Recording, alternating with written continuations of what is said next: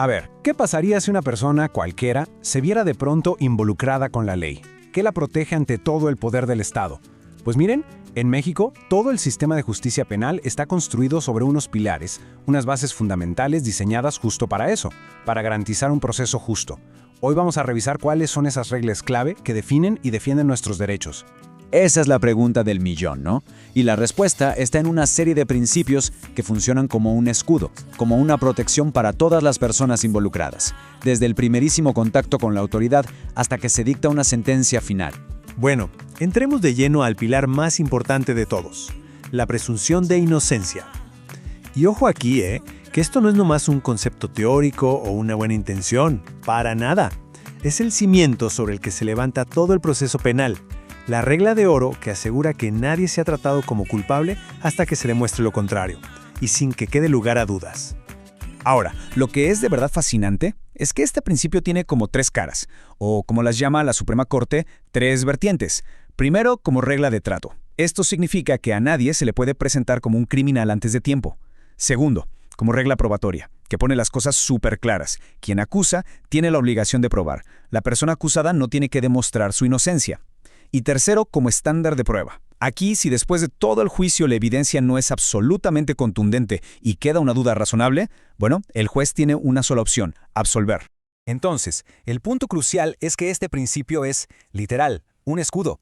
Impide que el Estado use su poder de manera arbitraria y garantiza que la libertad de una persona, que es lo más valioso, solo se pueda restringir cuando su culpabilidad se haya demostrado más allá de toda duda. Ya con esa protección de la presunción de inocencia, ¿cómo es que alguien puede ser llamado a enfrentar un proceso? Bueno, el sistema no deja esto al azar. Establece caminos muy específicos y regulados para evitar detenciones arbitrarias.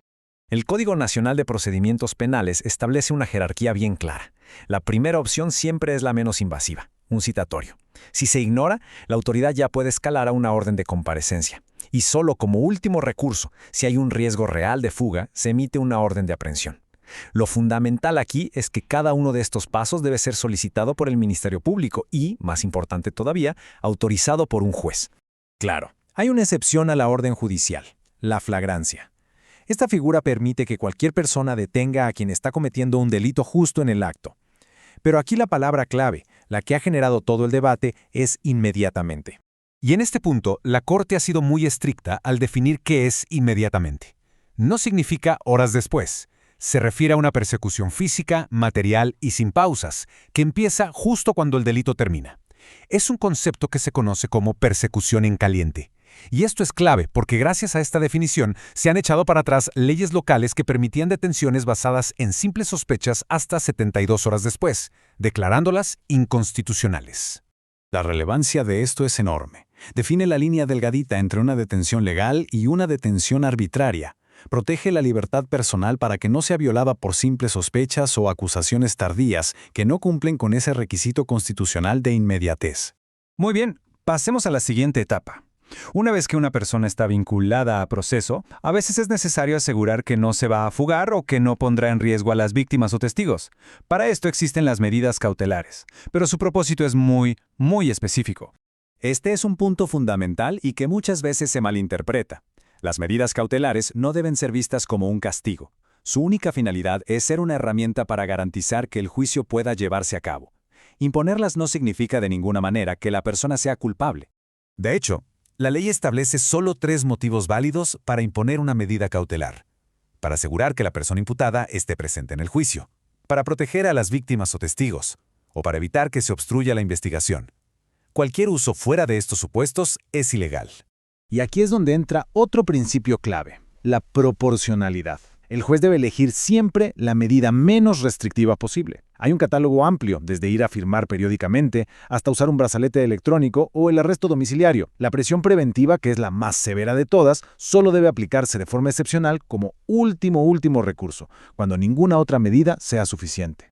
Ahora hablemos de una figura todavía más excepcional y, la verdad, controversial: el arraigo. Es importante no confundirlo con una medida cautelar. El arraigo ocurre antes de que la persona sea formalmente vinculada a proceso y es una restricción durísima a la libertad.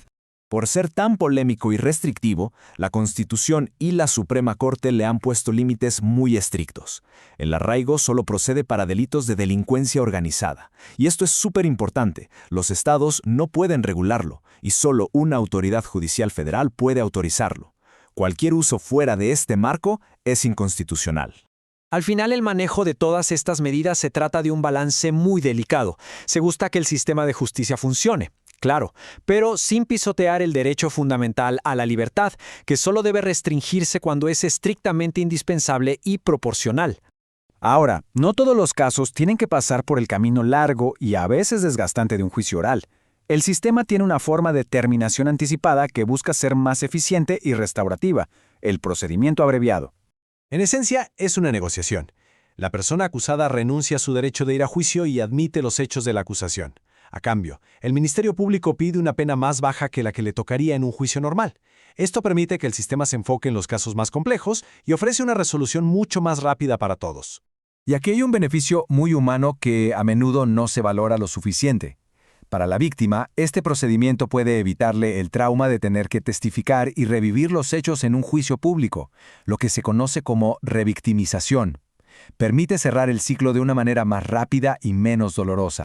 Pero a ver, este atajo no se puede tomar a la ligera. Hay reglas bien estrictas. Solo el Ministerio Público puede proponerlo. La persona acusada debe aceptarlo de forma voluntaria y bien informada. Y un punto crucial, no debe haber una oposición válida de la víctima, sobre todo en lo que se refiere a la reparación del daño.